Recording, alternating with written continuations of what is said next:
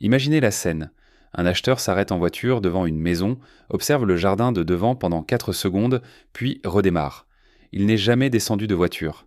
Il n'a jamais vu l'intérieur. Il est reparti, tout simplement. J'ai été témoin de cela personnellement. Et quand j'ai dit au vendeur que le problème était son jardin de devant, il m'a regardé comme si j'avais deux têtes. Il est très bien, a-t-il dit. C'est exactement ce qui rend la chose si coûteuse. Les propriétaires dont l'extérieur de la maison est le moins attrayant sont presque toujours les derniers à le remarquer. Voici ce que la plupart des propriétaires ne réalisent pas. L'aspect extérieur n'est pas de la décoration, c'est une évaluation. Les acheteurs décident de la valeur de votre maison avant même d'avoir touché la poignée de la porte d'entrée. Aujourd'hui, je vais aborder 7 erreurs qui détruisent cette première impression cruciale. Au moins 2 d'entre elles sont des choses que les gens font en pensant que ce sont des améliorations. À la fin, vous saurez exactement ce que vous devez réparer.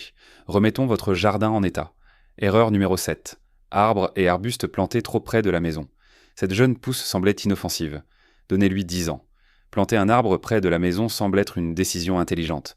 Il encadre le bâtiment, lui donne une échelle, fait paraître la propriété établie et mature.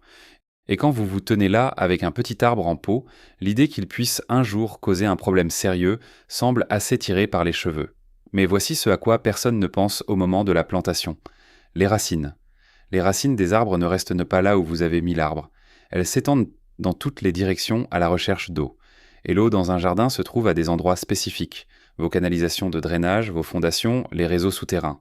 Au fil des années, parfois des décennies, les racines trouvent leur chemin vers toutes ces choses. Et le temps que vous le remarquiez, le mal est déjà fait. Certaines espèces Tompyra sont particulièrement agressives. Certains saules, peupliers et plantes ornementales à croissance rapide peuvent causer de graves dommages structurels en 10 à 15 ans après la plantation. Et tout se passe sous terre, là où vous ne pouvez pas le voir. Vous ne le saurez pas jusqu'à ce qu'un expert signale le problème lors d'une vente ou que quelque chose de coûteux commence à mal tourner. Il y a aussi un problème visuel. Les grands arbres et arbustes plantés trop près finissent par engloutir d'engloutir la maison. La porte d'entrée disparaît, les fenêtres sont obstruées. Le bâtiment semble plus petit depuis la rue car la moitié est cachée. C'est l'une des raisons les plus courantes pour lesquelles une maison semble décevante depuis la rue, même lorsque l'intérieur est excellent. La règle est simple. Avant de planter un arbre, vérifiez son diamètre à maturité, pas seulement sa haute hauteur à maturité. Ne plantez pas à une distance inférieure à ce diamètre de toute fondation, chemin de drainage ou ligne de service public. Erreur numéro 6, pas de chemin clair vers la porte d'entrée. L'approche de votre porte d'entrée est une première impression que vous ne pouvez pas refaire.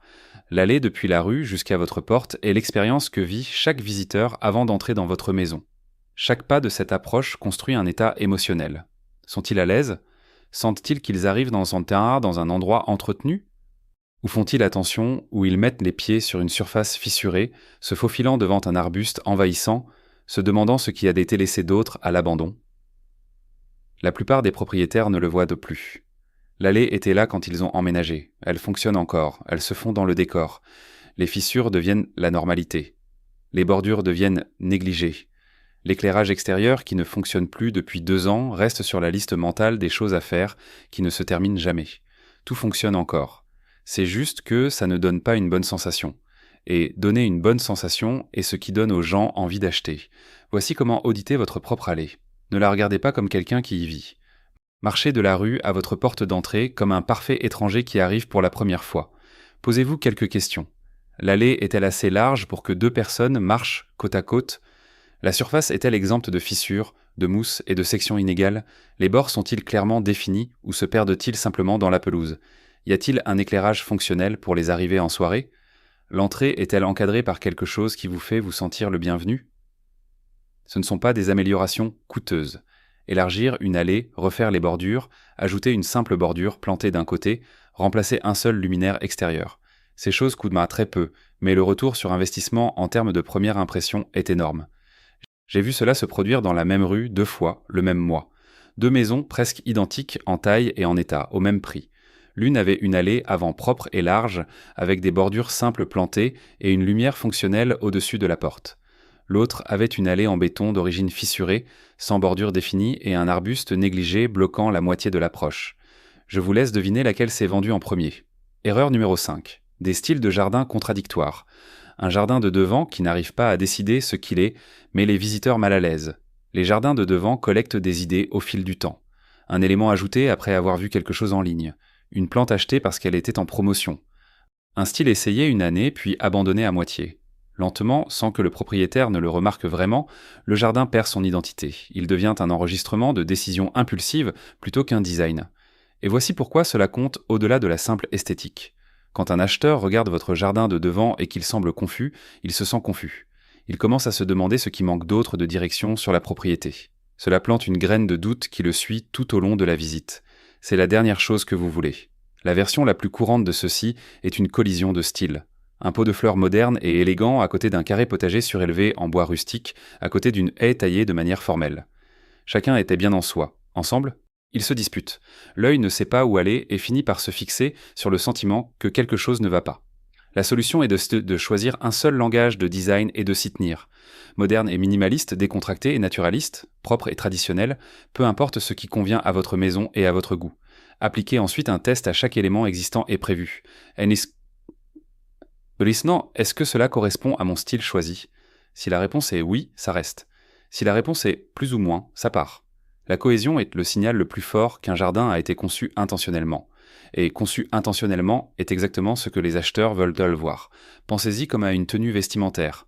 Une tenue bien coordonnée où chaque pièce est en relation avec les autres, par opposition à une collection d'articles individuellement jolis qui n'ont rien à faire porter ensemble. Même principe, même résultat. Erreur numéro 4, suivre une seule palette de couleurs saisonnières. Le jardin de devant qui semble parfait en août ne ressemble plus à rien en mars. Les jardins de devant coordonnés chromatiquement sont incroyables à leur apogée. Chaque plante, pot et matériau choisi pour correspondre. Cela semble intentionnel. C'est très photogénique. Et dans la bonne saison, c'est vraiment beau. Le problème est que les jardins changent constamment et une histoire de couleurs rigides lutte contre ce changement au lieu de travailler avec lui. Quand une plante fleurit dans une teinte légèrement différente, quand un pot se décolore au soleil, quand la saison change et que la moitié de la palette disparaît, tout commence à sembler légèrement faux. Et le maintenir signifie surveiller constamment chaque élément, remplacer les coussins quand ils se décolorent, changer les plantes qui fleurissent non dans la mauvaise teinte, repeindre les surfaces qui se sont détériorées. Vous arrêtez de profiter du jardin et commencez à le gérer comme un plateau de tournage. De plus, les plantes fleurissent quand elles veulent fleurir, dans les couleurs dans lesquelles elles viennent naturellement. Forcer un jardin de devant dans une histoire de couleurs permanentes signifie lutter contre le comportement naturel de chaque être vivant qui s'y trouve. C'est beaucoup de travail pour quelque chose qui devrait être un jardin. Concevez plutôt pour une séquence saisonnière, choisissez des plantes qui se passent le relais de l'intérêt visuel tout au long de l'année. Quelque chose qui offre structure et couleur au début du printemps. Autre chose qui prend le contrôle pendant l'été. Quelque chose qui offre texture et forme en automne et en hiver.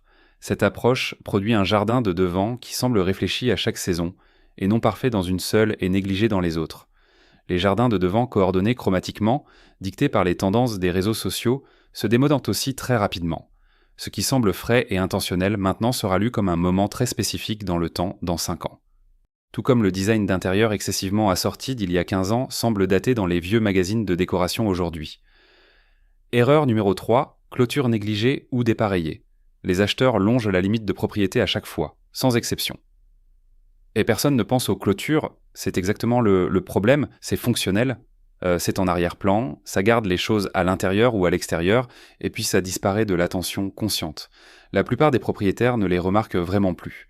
Mais les acheteurs et leurs agents immobiliers regardent l'état de la délimitation à chaque visite, car la limite leur dit la vérité sur la façon dont toute la propriété a été entretenue. Panneaux penchés, poteaux pourris, sections dépareillées où quelqu'un a remplacé 2 panneaux il y a quelques années avec un style légèrement différent, matériaux bon marché qui s'est déformé ou décoloré. Tout cela communique la même chose. Cette personne laisse les choses se dégrader. Et une fois que cette pensée est dans l'esprit d'un acheteur, il commence à chercher d'autres choses qui ont été laissées à l'abandon. Cela empoisonne toute la visite. C'est le coût réel d'une mauvaise clôture. Ce n'est pas juste la clôture, c'est la crédibilité de tout le reste sur la propriété. Cela devient aussi un outil de négociation. Les acheteurs obtiennent des devis. Ils vous mettent ce chiffre sous le nez comme une demande de réduction. Et le montant qu'ils demandent est presque toujours plus élevé que le coût réel qu'aurait impliqué la réparation avant qu'ils ne franchissent le portail. J'ai vu cela sur une propriété avec un jardin de devant vraiment magnifique, une plantation impeccable, une super allée, mais 2 panneaux laissés sur la limite latérale ont donné à l'acheteur tout ce dont il avait besoin. Ils sont revenus avec une demande de réduction de prix presque 3 fois supérieure à ce qu'aurait coûté le remplacement réel de ces panneaux. Le vendeur a accepté car il ne voulait pas risquer la transaction. 2 panneaux de clôture, 3 fois le coût, parce qu'ils ont attendu. Avant de mettre la maison en vente, parcourez chaque centimètre de votre limite, chaque poteau, chaque panneau. Si des sections ont été rapiécées au fil des ans avec des matériaux différents ou des hauteurs différentes, demandez un devis pour un remplacement complet du périmètre dans un seul style cohérent. Cela coûtera presque certainement moins que ce qu'un acheteur demandera en négociation quand il trouvera le problème lui-même. Erreur numéro 2, gazon artificiel mal installé ou dans le mauvais contexte. L'échantillon du showroom n'est pas ce à quoi cela ressemblera la 3e année, le gazon artificiel semble parfait. Toujours vert, pas de tonte, pas d'arrosage, pas de taches de boue dans la maison. Les échantillons des showrooms semblent vraiment réalistes, et le discours de vente est très convaincant. Voici ce que la plupart des installateurs ne vous diront pas avant de prendre votre argent. La qualité et le contexte sont tout, et la plupart des installations sont faibles sur au moins un de ces points. Le produit de mauvaise qualité se décolore en quelques années. Il passe d'un aspect réaliste à un aspect manifestement plastique. Il s'aplatit dans les zones à fort trafic. Les bords se soulèvent et gondolent. Dans les ménages avec animaux de compagnie, un mauvais drainage en dessous crée des problèmes d'odeur qui sont vraiment difficiles à corriger. Même le gazon artificiel de haute qualité devient nettement plus chaud que l'herbe réelle en été. Assez chaud pour que les enfants et les animaux de compagnie ne puissent pas utiliser confortablement le jardin les jours de chaleur. C'est un problème pratique que tout acheteur remarquera au moment où il visitera lors d'un après-midi ensoleillé. Et puis, il y a le plus gros problème dont personne ne parle honnêtement. Les agents immobiliers rapportent constamment que le gazon artificiel n'ajoute qu'une valeur négligeable à une propriété. Et parmi les catégories démographiques d'acheteurs plus jeunes et soucieux de l'environnement en France, il réduit activement l'attrait. Ils voient un espace mort. Ils voient un manque de biodiversité. Ils voient un jardin qui ne peut rien soutenir de vivant. Certains d'entre eux passent simplement leur chemin. Erreur numéro 1, aucun accueil conçu à la porte d'entrée. La porte d'entrée est le mètre carré le plus précieux de votre jardin. La plupart des gens la traitent comme une note secondaire. La zone autour de votre porte d'entrée, la marche, la plantation du seuil, la lumière au-dessus de la porte, le cadre, est la dernière chose qu'un visiteur perçoit avant d'entrer et la chose dont il se souvient le plus clairement lorsqu'il essaie d'expliquer pourquoi une propriété semblait accueillante ou non. La plupart des jardins de devant ont une allée et une porte, mais rien qui n'encadre l'arrivée comme un moment qui vaut la peine d'être atteint. Aucune plante flanquant l'entrée, un seul luminaire utilitaire nu qui offre de la fonctionnalité, mais pas de chaleur. Une marche qui est propre, mais qui n'offre rien. Ce n'est pas mauvais, c'est juste vide, et le vide ne vend pas. L'investissement pour remédier à cela est faible par rapport à tout ce qu'un propriétaire pourrait dépenser. 2 plantes bien choisies flanquant la porte à des hauteurs légèrement différentes. Un luminaire au ton chaud qui flatte vraiment l'entrée. Une surface de marche propre et uniforme. Ces 3 choses ensemble transforment l'arrivée d'une expérience transactionnelle en une expérience vraiment accueillante. Vous vous souvenez de l'acheteur du début de cette vidéo ? Celui qui s'est arrêté, a regardé le jardin de devant pendant 4 secondes et est reparti. Ce n'est pas une histoire inhabituelle. Cela arrive plus souvent que les vendeurs ne le savent. Et dans presque tous les cas, cela se résume à un jardin de devant qui a communiqué la mauvaise chose avant même que quelqu'un n'atteigne la porte. Pour conclure, si vous reconnaissez votre propre jardin de devant dans 2 ou 3 de ces points, ne paniquez pas. La plupart d'entre eux sont complètement réparables sans repartir de zéro. Une couche de paillis fraîche, une promenade le long de la clôture, une décision délibérée concernant votre entrée. Petit et délibéré, bas, grand et chaotique, à chaque fois. Cette semaine, faites une seule chose. Marchez de la rue à votre porte d'entrée comme un étranger. Ne la regardez pas comme quelqu'un qui y vit. Regardez-la comme quelqu'un qui arrive pour la première fois. Que voyez-vous ? Que dit-elle ? Cet audit ne coûte rien et vous dira exactement par où commencer. Laquelle de ces 7 erreurs avez-vous évité ? Dites-le moi dans les commentaires. Je les lis tous. Si cela vous a aidé, abonnez-vous. Il y a beaucoup plus de contenu pratique comme celui-ci à venir. Merci d'avoir regardé, on se voit dans la prochaine vidéo.